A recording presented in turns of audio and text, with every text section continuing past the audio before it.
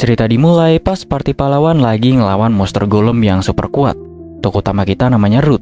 Dia tuh tanker gitu. Abis beresin misinya, si Ruth ini malah halu ngebayangin adiknya yang dia sayangin banget di kampung. Ketahuan lah sama temennya yang bernama Nin, gara-gara mukanya ini jadi aneh banget. Terus Ruth minta maaf karena ngerasa jadi beban waktu misi kemarin. Skill defense dia tuh yang awalnya 999 malah makin lama makin turun tiap nahan serangan musuh. Jadi timnya susah buat maju lebih jauh. Tapi si Nin nyantai aja, katanya ya berkat kamu juga kita bisa sejauh ini. Gak lama kemudian, ketua party si Kigras datang bareng Lilia dan Lily, yang merupakan dua anggota baru. Nin bingung kenapa nambah orang padahal maksimal 6 orang kalau mau masuk labirin. Ternyata alasannya karena Ruth ini mau dikeluarin, soalnya dia ada yang kebeban karena defense-nya terus drop. Kigras juga bilang udah nemu tanker baru yang bisa ngehindar dan nyerang juga. Ruth kayak, ya udah deh gue paham kok, dan dia setuju buat keluar dari party. Tapi si Kigras ini malah ngambil pedang sihirnya Ruth. Alasannya karena gara-gara kelalaian Ruth, partinya jadi rugi banget dan gak dapet duit. Lilia sama Lily sih tetap nge-support Ruth dan doain dia. Nin kelihatan sedih banget karena harus pisah. Ruth bilang ke Nin santai aja. Dia juga mau pulang ke kampung buat ketemu adiknya yang lemah banget. Dia di sini ngajak Nin mampir ke kampungnya suatu hari nanti. Akhirnya mereka pun pisah. Pas Ruth bingung gimana balik ke kota Avantia, dia ngedenger ada 3 petualang pemula rank D yang mau ke kota Kurat. Mereka agak ragu karena cuma bertiga buat misi pengawalan. Ruth langsung nawarin diri ikut meski gratisan, karena jalurnya searah lah ke Avantia. Pas ditanya rankingnya, dia malu karena masih rank F. Soalnya dia fokus di dalam labirin aja, gak ngurusin naik rank. Tapi karena mereka tahu dia mantan anggota party pahlawan, mereka setuju ajak Ruth bareng. Perjalanan awalnya lancar banget, sampai jalan tiba-tiba ketutup kabut. Ruth ngerasa ada yang datang. Ternyata ada cewek kecil lusuh dengan batu sihir di dadanya. Itu tandanya dia bukan manusia biasa. Tiba-tiba muncul monster ular hutan gede banget. Semua panik, tapi Ruth nyuruh si anak itu sembunyi dan dia maju buat ngelawan. Tapi Ruth inget sama adiknya yang lemah, jadi dia gak boleh mati sekarang. Dia pun nyemangatin tim buat kerjasama. Akhirnya monster itu pun bisa dikalahin berkat kerjasama semuanya. Nah, anak cewek itu ternyata gak punya rumah atau tujuan. Karena tetapannya mirip sama adik Ruth, dia pun ngajak anak itu buat ikut ke Avantia. Awalnya ragu, tapi akhirnya si anak setuju. Si pedagangnya bareng mereka ngasih baju karena bajunya lusuh banget. Pedagang itu curiga dia budak yang kabur, tapi Ruth bilang dia gak pakai kalung budak. Jadi aman lah. Ruth juga sadar ras homunculus biasanya jadi budak, tapi anak ini kelihatannya beda. Pas sampai di persimpangan kota Kurats, Ruth pisah sama 3 petualang itu. Dalam perjalanan ke Avantia, Ruth ngenalin diri, dan ternyata si anak cewek ini gak punya nama. Ruth kasih nama dia sebagai Luna, karena lagi musim bunga juga, yaitu Lunavia. Biar gampang aja gitu manggilnya. Luna di sini pun seneng banget dapet nama itu. Malamnya setelah makan, Luna ngerasa ada 3 serigala yang datang. Gak disangka, dia langsung ambil pisau dan bunuh semuanya. Ruth shock dong karena Luna ini ternyata jago berantem. Artinya dia homunculus yang ilegal. Biasanya sih dimusnahin, tapi Luna ini punya emosi dan perasaan, jadi Ruth gak mau dia kenapa-kenapa. Luna di sini cerita kalau dia punya skill sihir, salah satunya yaitu skill identifikasi. Ruth kaget dong karena skill itu tuh langka banget. Dia pun minta Luna buat identifikasi skill miliknya. Luna setuju karena dia berutang budi. Luna bilang kalau Ruth ini punya 4 skill, yaitu provokasi, raga kuat, terus 2 lagi yang baru ketahuan. Yang satu namanya konversi vital, jadi kalau bari Ruth rusak, bisa dikonversi jadi serangan yang super kuat. Satunya lagi yaitu perisai pengorbanan, yang bisa ningkatin defense teman-temannya secara signifikan. Ternyata waktu pertahanannya terus nurun dulu, itu tuh gara-gara dia pakai skill terakhir itu tanpa sadar buat lindungi teman-temannya. Ruth kaget tapi juga lega. Ternyata masalahnya selama ini bisa diselesaikan berkat bantuan Luna. Besok paginya akhirnya mereka sampai juga di kota Avantia, kota yang jadi tujuan Ruth. Pas di perjalanan pulang ke rumah bareng Luna, mereka ketemu sama 2 temennya Ruth yang langsung nyapa mereka. Ada Milena, cewek tukang besi, sama Vile, salah satu penjaga kota. Ruth ngenalin Luna ke mereka, soalnya mulai sekarang Luna bakal tinggal bareng dia. Luna emang gak punya tempat tinggal waktu mereka pertama kali ketemu, jadi ya ikut Ruth aja lah. Milena sama Vile nyambut Luna dengan super ramah, bikin Luna ngerasa hangat dan diterima. Pas nyampe rumah, Ruth kaget banget soalnya adiknya yaitu Manisia udah masak makanan favorit Ruth yang berbahan dasar tomat. Ternyata manusia ini punya feeling kuat kalau kakaknya bakal pulang hari itu. Ruth seneng banget sampai gak bisa nyembunyiin ekspresinya. Manisha di sini nanya siapa cewek yang dibawa pulang sama Ruth ini. Ruth ngejelasin kalau dia itu Luna yang sempat kena masalah di jalan, jadi dia ngebawa aja ke sini. Manisha juga nerima Luna dengan tangan terbuka. Luna sendiri penasaran sama rambutnya Manisha yang kayak nggak bisa diem. Di sini Ruth pun ngejelasin kalau itu adalah ciri khasnya si Manisha karena dia punya kekuatan spesial. Pas lagi makan, Luna agak kiku karena cara dia megang sendok ini aneh banget.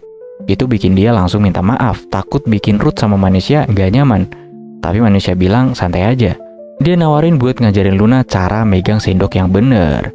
Dari situ Luna mulai belajar kehidupan sehari-hari bareng Manisha.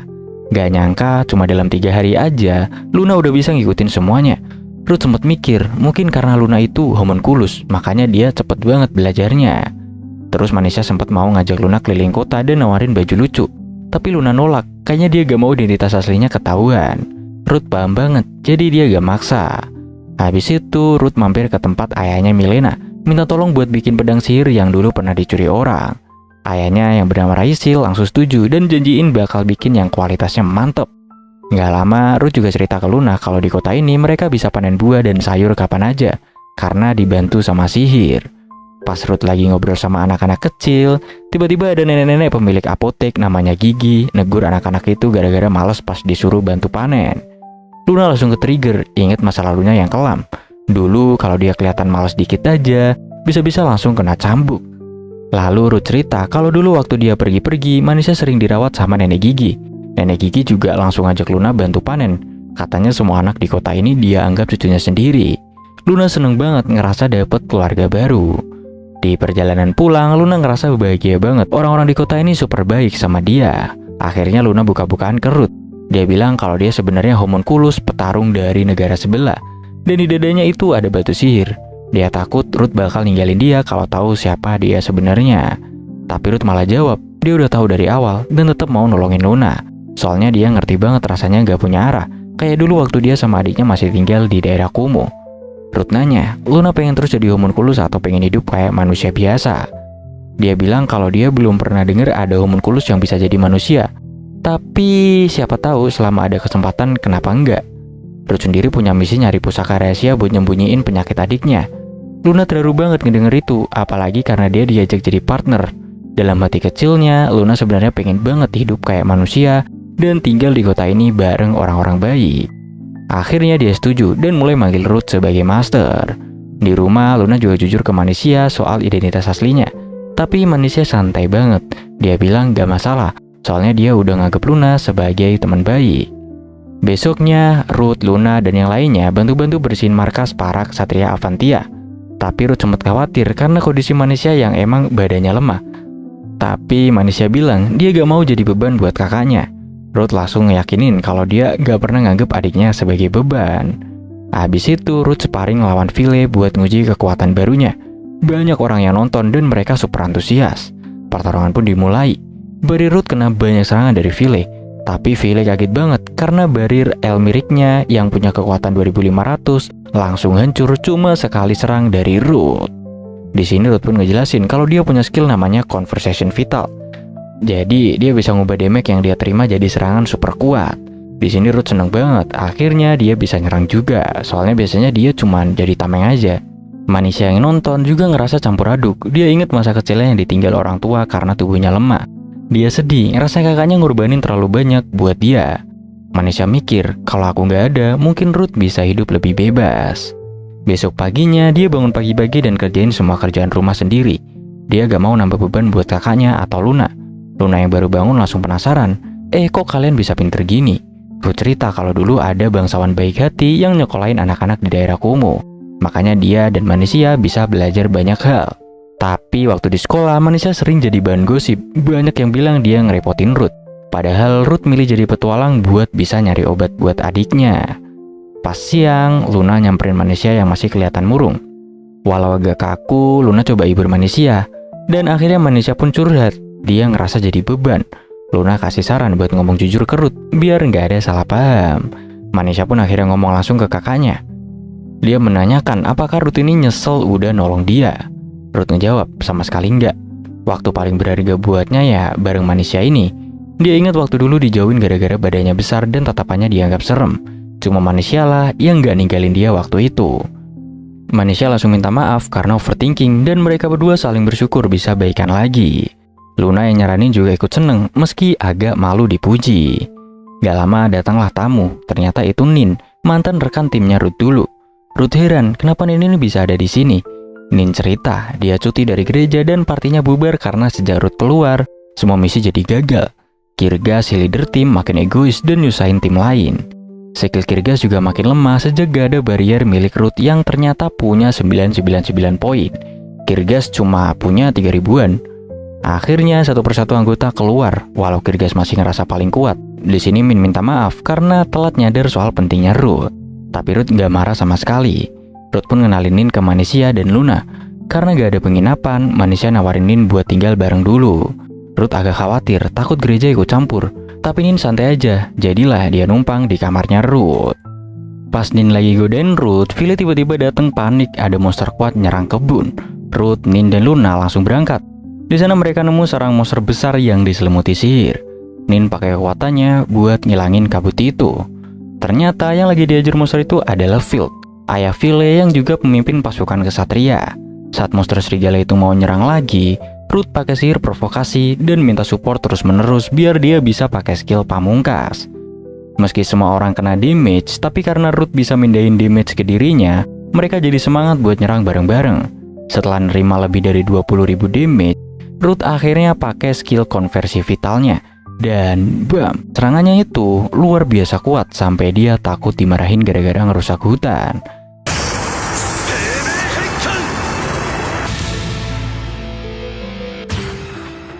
Tapi ternyata semua orang malah seneng banget karena monsternya berhasil dikalahin. Tapi anehnya monster itu awalnya cuma peringkat C, tapi berubah jadi peringkat A dan makin gede. Setelah dicek, ternyata ada 2 batu sihir ditanam di badannya, mirip sama homunculus. Ruth pun mutusin buat lapor ke Phil, pemimpin kota ini. Besok paginya, Ruth lagi duduk santai baca koran di teras rumah sambil mikirin soal monster kemarin yang aneh banget, punya 2 batu sihir. Tiba-tiba manusia datang nemplok manja ke kakaknya. Katanya sih dia pengen manja dan lebih dekat sama kakaknya dengan cara baca koran bareng. Ruth yang ngeliat cici baru dari manusia langsung ngerasa, ih imut banget sih adikku satu ini. Akhirnya Ruth cerita ke manusia isi korannya tentang labirin, monster, berita-berita kota, dan segala macam. Pas lagi asik ngobrol, manusia nyeletuk. Kak, aku rasa Nini tuh naksir deh sama kakak. Ruth langsung garu-garu kepala ngejawab, ya kakak orangnya gak peka sih soal beginian. Tapi manusia malah bilang, kalau kakak emang nemuin jodoh nanti, bagian dia juga ya buat aku. Ruth yang denger itu pun cuma bisa senyum haru. Nah di hari itu, Ruth dan para petualang dikumpulin Philly sama para kesatria. Katanya ada monster langka yaitu Chameleon Kong muncul di dekat kota. Ruth langsung curiga, loh bukannya habitat monster itu di selatan jauh ya? Kok bisa-bisanya nyasar ke sini? Kemungkinan besar itu monster keluar dari labirin baru yang belum lama ini muncul dekat kota. Philly kali ini yang jadi pemimpin ekspedisi gantiin ayahnya. Pas ngumpul, Nin sama Luna ngeliat perlengkapan Ruth dan langsung takjub. Soalnya semua peralatan Ruth ini udah dipoles top sama Milena dan ayahnya. Yang mana mereka adalah pandai besi terbaik di Avantia ini. Walau Ruth cuma bisa sihir dasar, tapi dengan bantuan batu sihir, dia bisa nambahin efek sihir ke pedangnya. Tapi yang namanya juga dunia petualang, selalu ada aja yang songong. Yang mana di sini ada salah satu petualang ranking C yang ngeremehin Ruth karena statusnya masih di ranking F. Luna langsung mau ngamuk tuh, tapi Ruth cuma bilang, gak apa-apa diremehkan, yang penting kita tahu siapa diri kita. Alasannya dia gak mau naikin rank itu karena nanti kalau dia naik, bakal sering dipanggil buat misi berat dan harus jauh dari manusia. Nin juga nyeletuk, kalau aja kamu mau jadi kesatria waktu itu, mungkin hidupmu udah enak sekarang. Tapi obrolan itu langsung keburu bubar, gara-gara monster beneran datang. Philly dan yang lain langsung nyiapin formasi tempur. Ruth langsung maju ke depan pakai skill provokasinya buat narik perhatian monster. Tapi Ruth ngerasa ada yang aneh. Monsternya ini kayak sengaja banget gitu nerima semua serangan. Bener aja, tiba-tiba si monster teriak, dan ya muncullah banyak banget monster yang lainnya. Philly panik, tapi Ruth tenangin dia. Dia langsung ambil alih komando dan ngasih instruksi ke semua orang. Ruth di sini jadi umpan utama yang ditarget 3 monster sekaligus. Tapi justru itu jadi kesempatan buat tim lain ngeluarin serangan pamungkas mereka. Ruth ngalahin satu Chameleon Kong pakai pedang sihir, dibantu sama Philly buat finishing. Masih sisa satu monster tanker gede yang keras banget. Ruth pun kerjasama bareng Luna dan Nin buat ngalahin si monster terakhir. Setelah pertarungan berat, akhirnya mereka berhasil juga. Si petualang songong tadi langsung minta maaf ke Ruth karena udah ngeremehin dia. Tapi Ruth ngejawab santai, wajar kok, orang biasanya ngelihat rank duluan. Tapi yang aneh, semua monster itu hilang kayak ditelan tanah, cuman nyisa batu sihir doang. Ternyata bener, di dekat kota ada labirin baru yang muncul. Masyarakat kota langsung girang banget, karena labirin itu biasanya bawa banyak petualang, turis, dan bikin ekonomi kota jadi maju. Jadi mereka langsung ngadain pesta perayaan. Tapi Luna gak bisa tenang, dia ngeliat Ruth yang kelihatan mikir berat. Nin juga setuju, labirin itu gak cuma bawa untung, tapi juga bahaya besar. Kalau gak ditangani dengan benar, kota bisa kacau. Soalnya negara pun lagi kewalahan, labirin muncul di mana-mana, dan mereka gak bisa urus semuanya. Karena itu, para warga dan petualang mulai usul buat bikin klan, semacam organisasi resmi yang diakui negara buat ngelindungin kota. Jadi gak cuma ngandelin kesatria atau penjaga kota aja. Besoknya, Ruth patroli keliling kota buat nyegah para petualang yang bikin rusuh. Karena warga udah percaya banget sama Ruth. Dia bahkan berani hadapin dua orang dari klan ternama yaitu Byakko dan Kokuryu yang memiliki ranking A. Tapi mereka juga tahu kapan harus berhenti, apalagi sekarang mereka udah jadi bagian dari klan resmi. Dua orang itu sempat nawarin Ruth buat gabung ke klan mereka, tapi Ruth nolak, dia punya jalan sendiri. Gak lama, Ruth dipanggil ke markas kesatria sama Phil. Di sana Ruth dikasih dua pilihan berat. Yang pertama, bikin klan sendiri dan jadi ketua, buat ngejaga kota Aventia dari kekacauan petualang dan kriminal, karena warga udah percaya banget sama dia.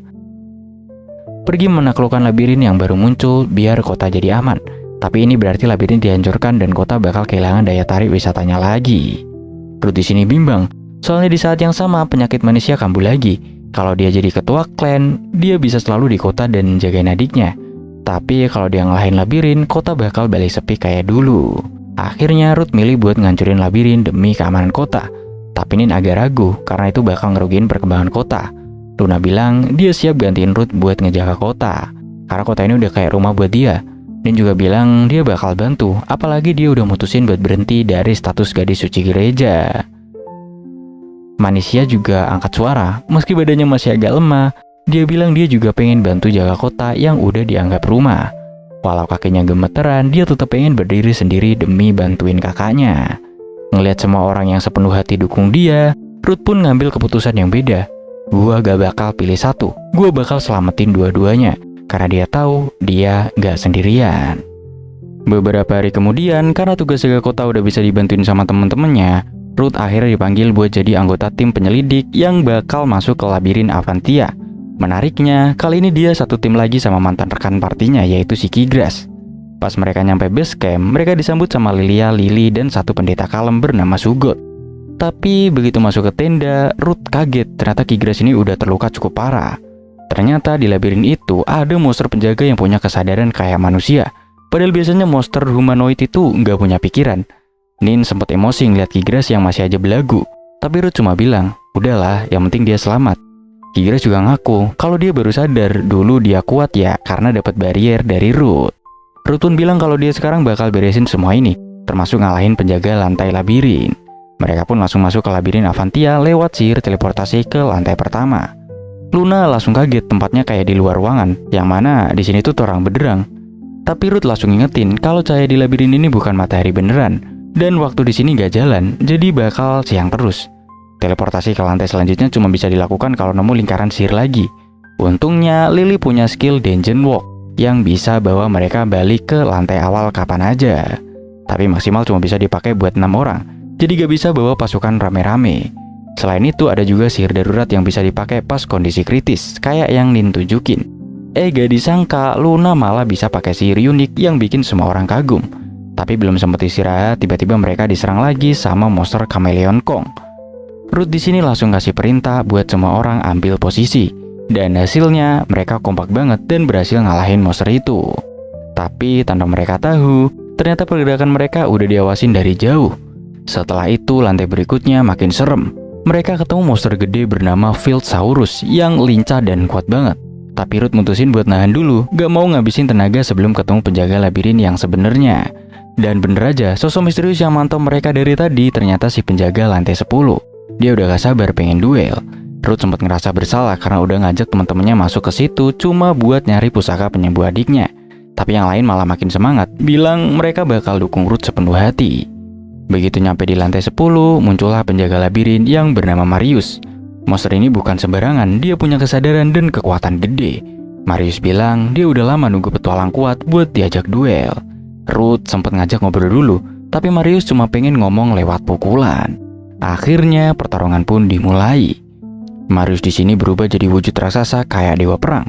Ruth tahu ini bakal jadi pertarungan yang berat. Barisan depan diisi sama Ruth dan Shugo sebagai tanker, yang lain bakal jadi support. Serangannya udah direncanain, yang mana bikin Ruth kena damage terus supaya dia bisa pakai skill pamungkas, yaitu konversi vital.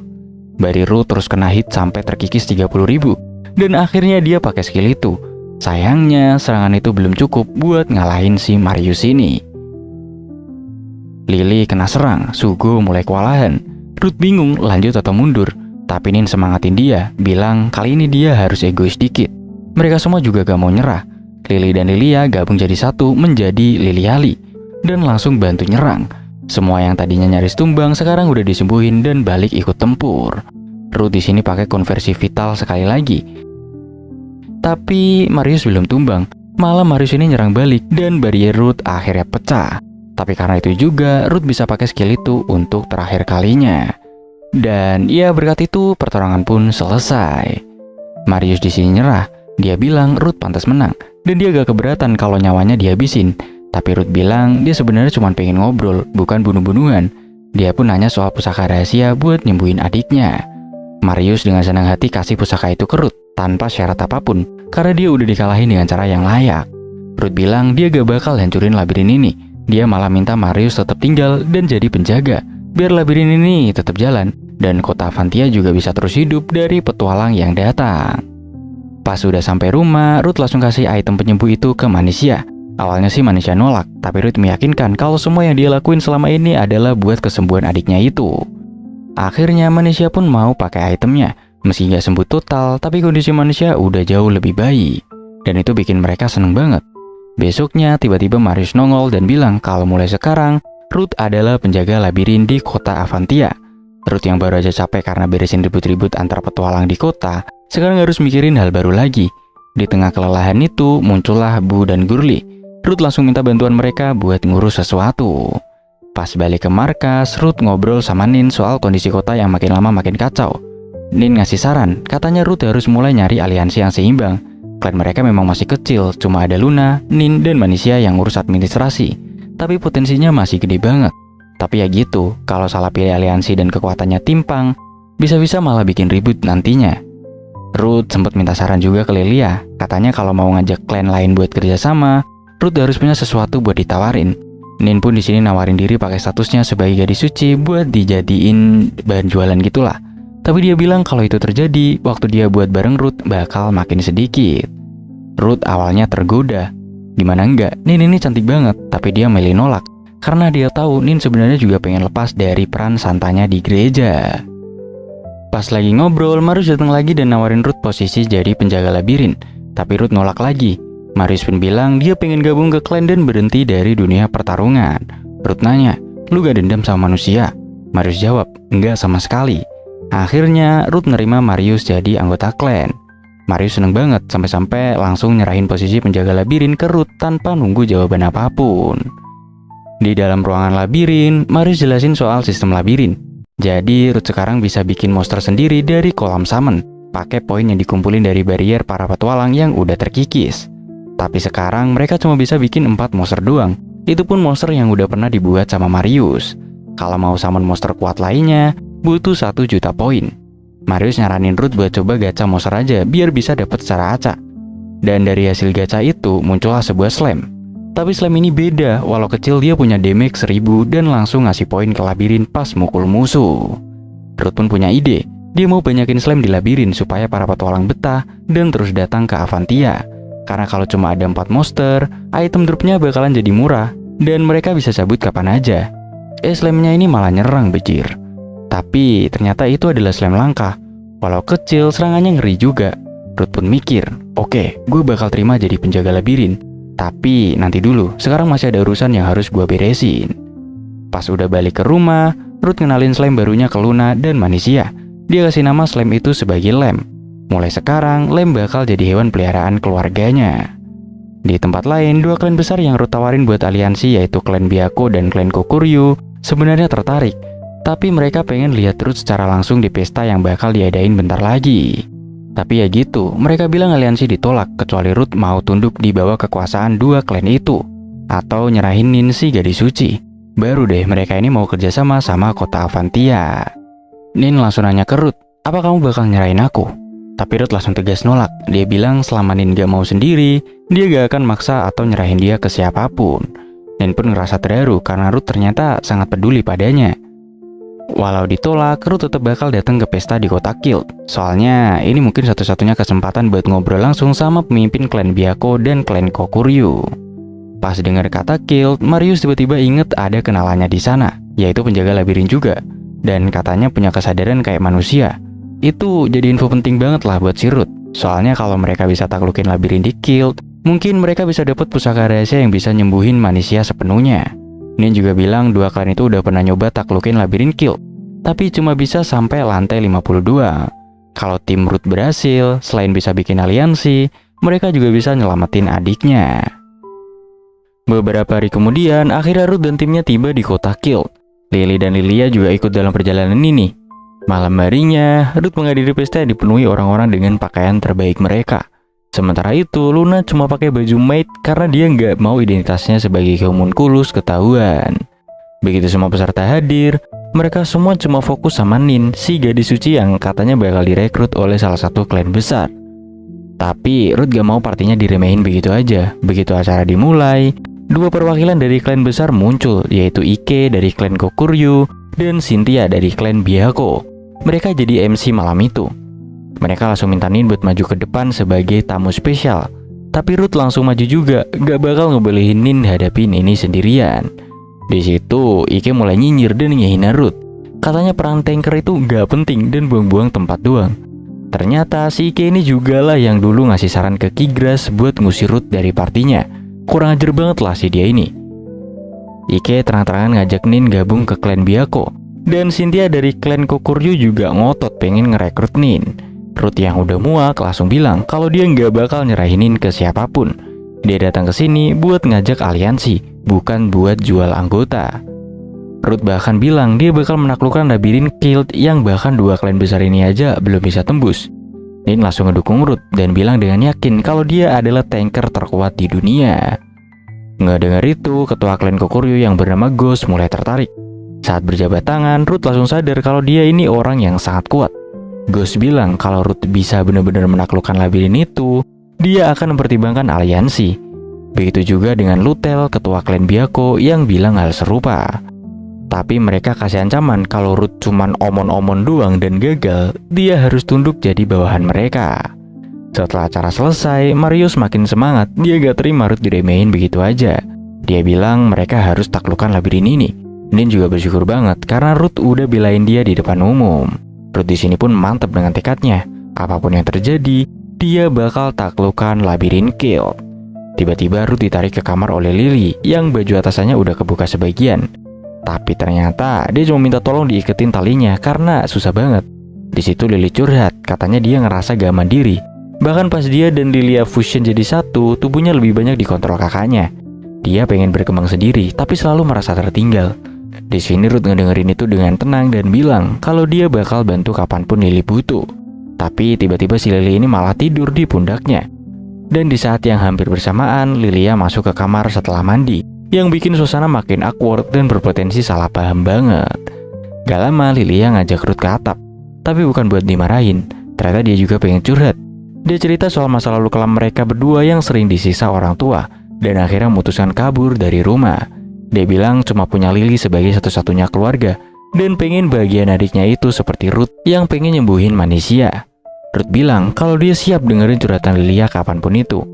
Hal itu bikin Lilia seneng banget dan bilang Ruth itu orang baik. Besoknya mereka langsung menuju labirin Kilt untuk mulai misi penaklukan. Tujuannya jelas, biar bisa bikin dua klan besar itu mau beraliansi. Lily pun pakai skill Dungeon Walk-nya untuk teleport ke lantai 49 bareng 6 orang anggota party. Sebelum masuk, Ruth bagi-bagi tugas. Lily tiba-tiba ngajukan diri jadi pemberi arahan di dalam labirin. Semua orang agak kaget, tapi Ruth setuju karena inget gitu semalam Lily bilang pengen keluar dari zona nyaman. Lily kayaknya juga sedikit heran karena dia sendiri yang bilang begitu, tapi tetap maju. Begitu masuk, Ruth dan Marius langsung ngerasain kehadiran monster karena mereka udah jadi master labirin Avantia. Tak lama muncullah Potion Lizard dan Black Owl. Pertarungan gak bisa dihindari. Sebagai tank, Ruth kebal sama racun dan efek negatif. Tapi jumlah monster ini terlalu banyak. Lily pun nyaranin buat kabur pakai flashbang biar tenaga mereka tetap terjaga buat lantai 50 nanti. Setelah itu mereka istirahat sambil ngobrolin monster-monster di lantai ini. Marius bilang skill Ruth meningkat drastis sejak mereka bertarung dulu. Bahkan dia spekulasi mungkin nanti Ruth bisa punya skill penyembuhan juga. Semua orang agak skeptis sih karena belum pernah ada yang denger hal kayak gitu. Tapi Marius yakin soalnya dia bukan manusia dan bisa ngelihat potensi Ruth. Ruth jadi penasaran, kalau lu bukan manusia, berarti lo apa? Marius bilang kalau dia sebenarnya iblis dan dia takut bakal dibenci kalau itu ketahuan. Tapi Ruth meyakinkan dia kalau semua orang di sini udah nganggap Marius sebagai teman. Akhirnya Marius jujur. Dia bilang kalau para penjaga labirin kayak dia adalah iblis, bukan ciptaan dewa seperti dalam legenda. Semua orang kaget banget dong, karena selama ini dipercaya kalau labirin itu diciptakan buat manusia oleh para dewa. Meskipun begitu, mereka semua setuju untuk merahasiakan ini. Marius sekarang udah jadi bagian dari tim, dan semua percaya padanya. Marius pun janji, dia akan bertarung melawan iblis lain untuk dirinya sendiri. Ruth di sini pun bilang, ya pokoknya gue percaya sama lo. Setelah berjuang cukup panjang, akhirnya mereka sampai juga di lantai 50. Dan langsung disambut sama skeleton dragon yang gede banget. Untungnya Lily udah menganalisis duluan kalau monster ini lemah banget sama api. Ruth pun langsung maju jadi tameng utama biar yang lain bisa bebas nyerang dari belakang. Sayangnya pas pertarungan baru mulai, Marius dan Lilia malah kena racun. Jadi Nin dan Luna sibuk nyembuhin mereka dulu. Ruth pun terus nge-agro monster itu sendirian supaya teman-temannya aman. Tapi gak disangka-sangka, perisai Ruth malah berlumuran lumpur. Bikin dia jadi susah gerak. Dia minta tolong Nin buat pakai sihir air buat bersihin lumpurnya. Tapi habis itu si skeleton malah berubah jadi merah dan nyemburin api. Setelah itu Marius dan Lily yang udah sembuh langsung balik nyerang. Serangan terakhir dilakukan oleh Ruth pakai skill konversi vital. Walaupun bariernya udah habis, tapi akhirnya mereka berhasil ngalahin skeleton dragon dan dapat material langka. Karena udah pada capek banget, mereka mutusin buat balik dulu ke kota. Di sana Lily sempat bilang makasih ke Ruth karena berkat dia, Lily ngerasa udah berkembang banget. Malamnya Ruth makan bareng Nin dan Luna. Nin nyodorin bir ke Luna karena ngeliat Luna kayaknya doyan minum. Tapi pas dicoba, mereka malah ngakak bareng-bareng coy. Di tengah-tengah obrolan, Nin nanya, Ruth, kamu ada perasaan khusus ke Lily gak sih? Tapi Ruth ngejawab santai, enggak, buatku kalian semua teman yang penting. Lagian aku belum kepikiran soal cinta. Yang penting sekarang nyelamatin manusia dulu. Luna yang udah agak mabuk malah ngelantur, bilang pengen bareng Ruth selamanya. Pas Ruth balik ke kamar, ternyata Lily udah tidur duluan di kamarnya. Besok paginya, Lilia curhat ke Ruth soal Lily yang berubah banget. Lilia takut perubahan itu bikin mereka jadi jauh. Tapi Ruth bilang perubahan emang bikin takut. Kayak di kota Avantia yang sekarang jadi ramai banget. Tapi itu tandanya orang-orang berkembang. Ruth meyakinkan Lilia kalau mereka akan terus bareng-bareng apapun yang terjadi. Lilia pun jadi lega dan bersyukur dengar kata-kata dari Ruth. Mulai besok, Ruth janji bakal lebih memperhatikan Lily di medan tempur. Besoknya mereka masuk ke lantai 51 yang penuh kabut tebal. Tapi Ruth bilang dia bisa merasakan musuh lewat sihir. Soalnya dia udah nyatu sama labirin. Bener aja, musuh mereka muncul. Ternyata itu adalah Sahagin, monster yang mirip Lizardman. Berkat skill deteksi Marius, mereka bisa ngalahin semua dan lanjut ke lantai 52. Di sana mereka disambut Drag Skeleton yang punya 3 batu sihir di punggungnya. Batu kuning bikin barrier, merah buat sihir, dan biru buat ningkatin serangan. Pokoknya ribet banget lah. Ruth pakai perisai pengorbanan biar damage-nya dibagi rata. Tapi tiba-tiba si monster ini nyebarin efek negatif yang bikin Luna, Lily, dan Lilia jadi halu. Untungnya Ruth, Nin, dan Marius kebal akan hal itu. Nin pun di sini nyembuhin Lily dan Luna dulu. Sementara itu Ruth dan Lilia yang ngamuk gara-gara inget trauma masa kecilnya. Di sini Ruth pakai kata-kata yang nenangin dan akhirnya Lilia pun sadar.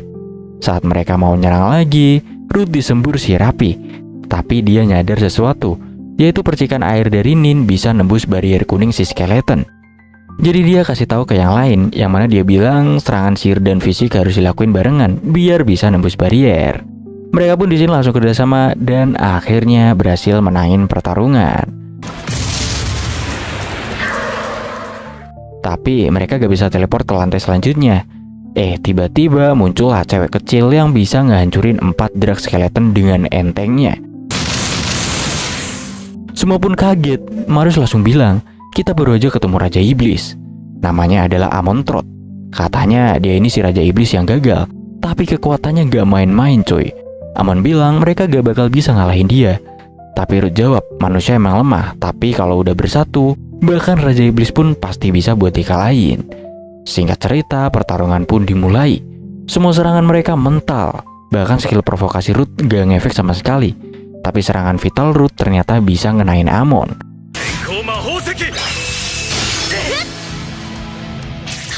Amon pun jadi ngamuk, keluarin bentuk aslinya dan nyerang balik dengan brutal banget. Ruth terus nahan serangan buat ngasih waktu ke yang lain. Sementara itu Marius dan Lilia akhirnya bisa ngasih damage walaupun dikit. Tapi tiba-tiba Amon ngeluarin barrier angin yang bikin mereka nggak bisa ngedeketin dia lagi. Ruth di sini minta Nin buat ngerapal sihir biar barrier itu hilang. Setelah nunggu cukup lama, akhirnya barriernya pun bisa dihancurin. Di sini Ruth langsung pakai serangan vital lagi, tapi Amon ngilangin tubuhnya pakai sihir, jadi serangannya nggak kena. Amon pun balas serang dan barrier Ruth pun pecah. Tapi dia gak nyerah karena dia yakin kalau Amon kalah, dia bisa dapat pusaka buat nyembuhin manusia. Marius dan Lilia sempat tumbang, jadi Ruth tahan Amon sendirian. Sakitnya bukan main. Tapi pas Amon mulai lemah, Lily maju bantuin Ruth. Dia bilang dia bakal gabung sama kekuatan kakaknya. Tapi gaya bertarung Lily kayaknya terlalu kaku dan gampang banget buat dibaca. Ruth pun nyaranin biar Lily ini pakai gaya bertarungnya sendiri. Akhirnya Lily pakai cara bertarung yang unik dan itu ngefek. Tapi Ruth udah kehabisan barrier dan bakal kena serangan lagi. Dia pun nekat pakai sihir buat bikin barrier ala Marius. Begitu bisa nahan serangan balik pun dimulai. Dan ya, Amon pun berhasil dikalahin. Setelah itu Ruth langsung nanya soal pusaka rahasia. Amon pun langsung ngasih dengan cuma-cuma.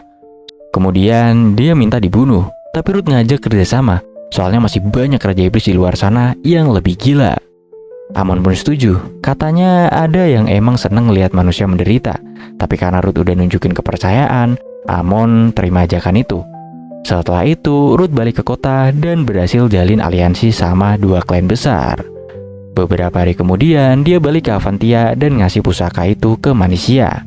Akhirnya, adiknya pun sembuh juga. Manusia pun ngucapin makasih ke Amon yang udah baik hati ngasih pusaka itu tanpa pamrih. Beberapa hari setelah ngalahin Amon, Ruth balik lagi ke Avantia bareng manusia. Tapi belum sempet santai, dia langsung denger keluhan warga soal petualang yang suka bikin rusuh. Sama jalanan kota juga rusak parah. Tiba-tiba Nin datang dengan napas ngos-ngosan sambil ngomong kalau di tempat lain ada homunculus yang terluka, jadi dia ngajak Ruth buat ikut sama dia. Ruth langsung cabut bareng Nin. Sesampainya di sana, ternyata homunculus itu lagi ribut satu sama lain. Ruth pun buru-buru maju buat ngelerain mereka. Di antara mereka ada satu homunculus cewek yang bisa ngomong kayak Luna, kelihatan pinter dan waspada. Tapi di sisi lain ada juga homunculus tempur yang bener-bener brutal kayak boneka hidup tanpa kesadaran. Ternyata mereka semua berasal dari negara Brunkeles sama kayak Luna. Gak lama kemudian Amon juga muncul. Dia ngeliat situasinya menarik dan bilang homunculus tempur tuh cuma boneka doang, cuma nurut sama perintah. Dan bener aja waktu Ruth motong tangan salah satu dari mereka, si homunculus itu masih nyerang terus seolah gak ngerasa apa-apa. Akhirnya Ruth gak punya pilihan lain. Dia harus ngalahin mereka dengan kekuatan yang pernah dia pakai ngelawan Amon. Ruth berhasil nyelesain pertarungan itu. Setelah itu, Ruth bilang kalau dia sebenarnya dimintai tolong oleh seseorang yang mirip mereka waktu di Avantia. Walaupun masih ragu, para homunculus itu akhirnya setuju buat ikut Ruth ke kota karena mereka juga udah gak punya tujuan hidup. Sampainya di rumah, Luna dan manusia langsung bantu rawat mereka. Para homunculus itu kelihatan bahagia banget, tapi Ruth sadar dia harus lapor dulu ke pemerintah soal kedatangan mereka. Nah, salah satu homunculus cewek yang namanya Vea nawarin diri buat ikut Ruth ke kantor pemerintah. Katanya dia pengen ngasih kesaksian soal apa yang dia alami di Brunkeles tanpa dibohong-bohongin. Pas di kantor, Vea cerita semuanya. Katanya negara Brunkeles ini sampai sekarang masih ngeproduksi homunculus secara masif. Itu semua mulai berkembang gara-gara 20 tahun yang lalu, ada sosok yang ngaku Raja Iblis namanya Grid yang tinggal di sana. Semua orang yang dengar itu langsung kaget, karena info ini tuh penting banget. Pak Bupati pun langsung bilang info ini bakal dikirim ke kerajaan pusat. Dan dia juga minta Ruth buat jagain para homunculus itu, karena mereka punya perasaan dan pikiran, gak kayak boneka tempur. Ruth dengan tenang bilang, kalau boleh, gue pengen rekrut mereka buat kerja di kota. Soalnya kemampuan mereka ini keren banget. Pak Bupati pun langsung setuju, dan Vea pun seneng banget ngedenger hal itu. Sesampainya di rumah, Ruth ngumumin ke para homunculus kalau mereka bakal kerja di Avantia. Awalnya mereka panik, kirain bakal kerja Rodi lagi kayak dulu, tanpa libur dan bakal disisa juga. Tapi Ruth bilang, santai aja, kerjanya juga cuma 8 jam sehari, ada istirahat, dan gak bakal ada yang mukul kalian. Semua homunculus langsung bengong, dan ada yang sampai nangis karena mereka gak nyangka bisa dapat perlakuan sebaik itu. Mereka pun akhirnya setuju buat kerja bareng Ruth. Setelah itu, Ruth minta Manisia buat ngatur pembangunan pemandian air panas yang bakal dibangun sama para homunculus.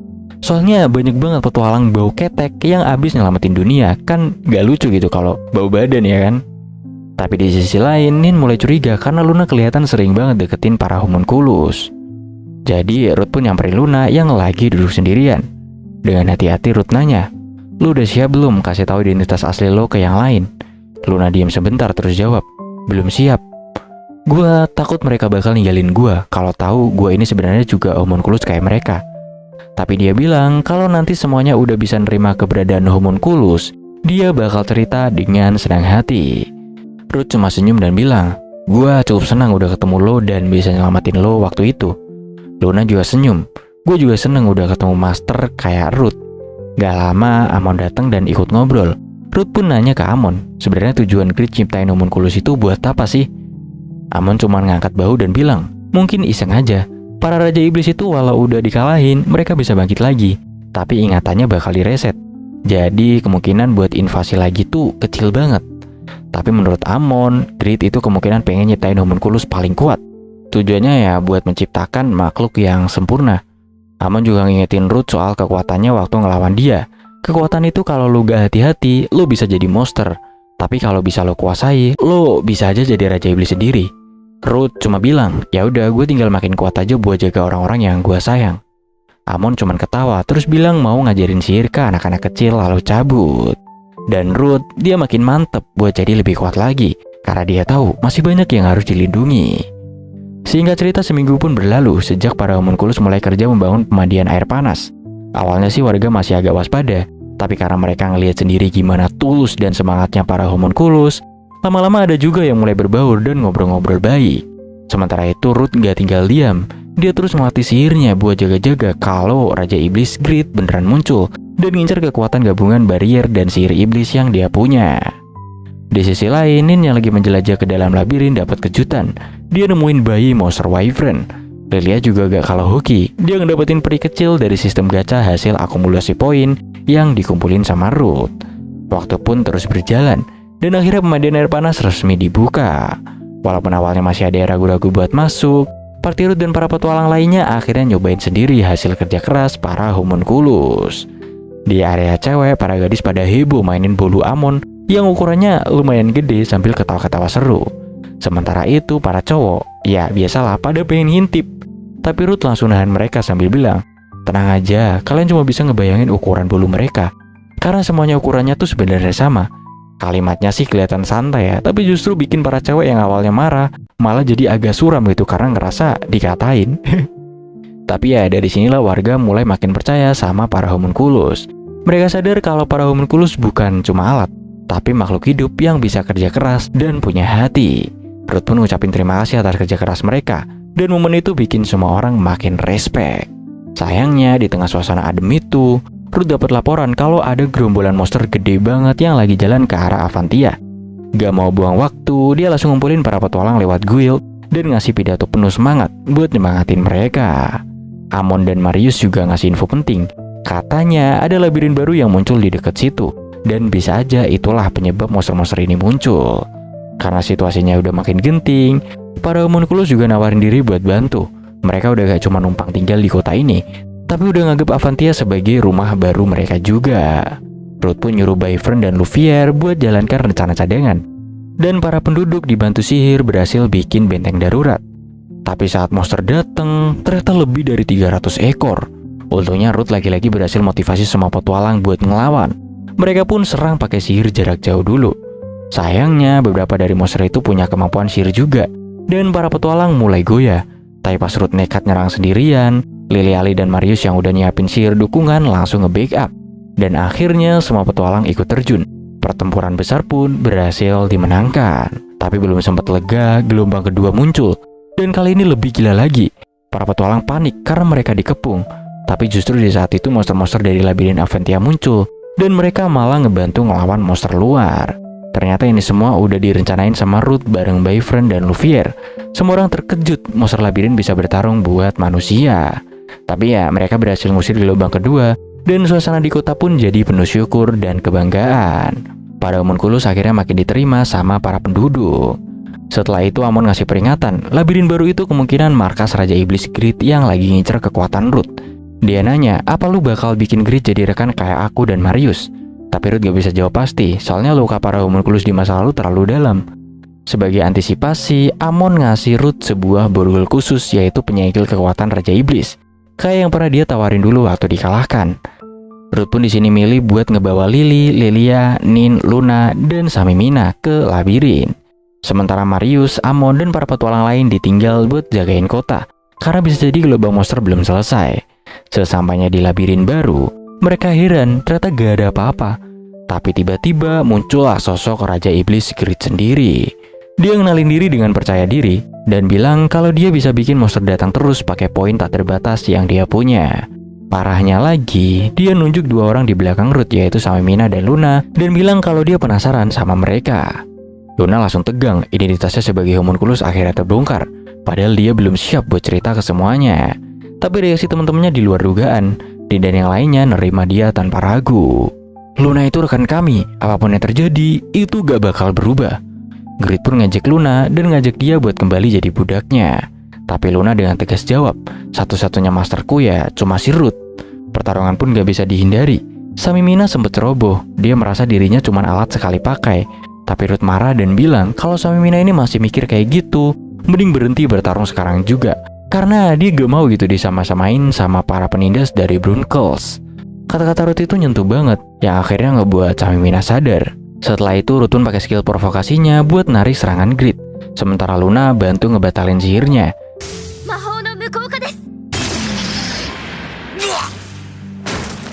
Dan akhirnya mereka berhasil nyegel Raja Iblis Grid. Di sisi lain di kota, para petualang berhasil nahan serangan monster lainnya. Semua orang kerjasama dan berkat bantuan monster labirin, kota Avantia berhasil selamat. Tapi ternyata Grid yang dikalahin tadi bukan Grid yang asli. Aneh banget, soalnya dia punya batu sihir mirip kayak homunculus. Dan pas Grid yang asli akhirnya muncul, wah beda jauh, kuatnya gila-gilaan. Ruth yang biasanya bikin nangis apa aja, kali ini bener-bener kewalahan. Baru sedikit aja ngerasain serangan Grid, bariernya langsung pecah. Teman-temannya pun gak bisa banyak bantu. Mereka sempat nyoba nyerang bareng, tapi kekuatan Grid bener-bener di luar nalar. Ruth akhirnya maksa diri buat ngeluarin kekuatan penuhnya, dan sempat bikin Grid sedikit terluka. Tapi ya tetap aja dia gak bisa ditumbangkan. Luna coba maju nyerang, tapi dia langsung dihentikan Grid dengan gampang. Ruth yang ngeliat itu langsung bangkit lagi, meski tubuhnya udah babak belur. Dia nekat ngeluarin semua kekuatannya dan nyerang Grid sambil kehilangan kesadaran. Dan saat dia ngamuk, ada bisikan aneh di kepalanya, bisikan yang nyuruh dia buat ngehancurin segalanya. Ruth di sini makin brutal, dia ngejar Grid kayak kesetanan. Dan yang ngelihat Ruth berubah jadi sosok yang bukan dirinya langsung maju dan nyamperin Ruth sambil ngasih tamparan berlapis sihir. Tamparan itu berhasil bikin Ruth sedikit sadar. Tapi kekuatan sihirnya sendiri terus nyoba buat ngambil alih tubuhnya. Dia inget peringatan dari Amon, kalau dia gak bisa ngendalin kekuatan itu, bisa aja dia jadi monster beneran. Untungnya Ruth berhasil ngelawan dorongan itu. Setelah itu dia pun minta ke Nin buat terus nyembuhin dia apapun yang terjadi. Gak boleh berhenti, bahkan sedetik pun. Soalnya sebagai tanker dia ngerasa harus jadi perisai terakhir buat semua orang. Dan akhirnya Ruth di sini pun berhasil aktifin skill barriernya besar-besaran, sampai 1 juta barrier muncul sekaligus. Semua orang yang berada di wilayahnya Grid langsung ngedapetin pelindungan juga. Lalu dengan sisa tenaga yang dia punya, Ruth pakai skill konversi vital buat ngelakuin serangan terakhirnya. Dan ya di sini Grid pun akhirnya berhasil ditumbangkan. Setelah semuanya selesai, mereka pulang ke kota. Di sana manusia dan warga lainnya udah nunggu dengan penuh haru.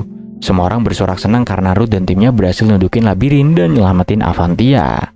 Tapi Ruth cuma nyengir dan bilang, ini semua bukan karena gua doang, ini semua karena kita melakukannya bareng-bareng. Ucapan itu bikin semua orang makin respect.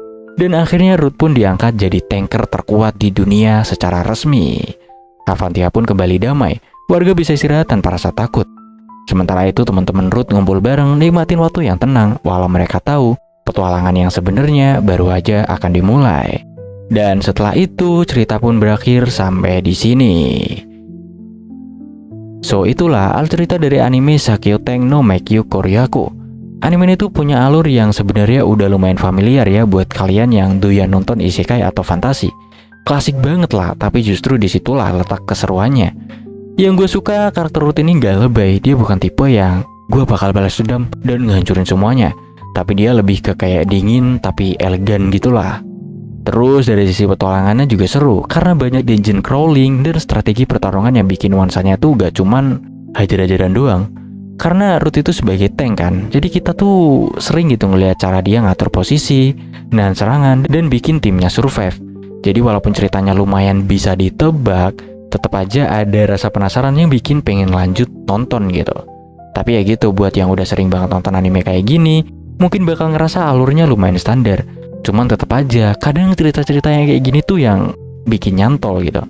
Salah satu minus paling kerasa adalah alur ceritanya yang agak terlalu aman dan bisa ditebak. Buat kalian yang udah sering nonton anime sejenis, kemungkinan besar udah bisa nebak langkah-langkahnya ya. Yang mana kayak ditendang, terus makin kuat, ketemu party baru, terus terakhir nunjukin kehebatannya. Jadi ya efek wow-nya itu gak terlalu kerasa.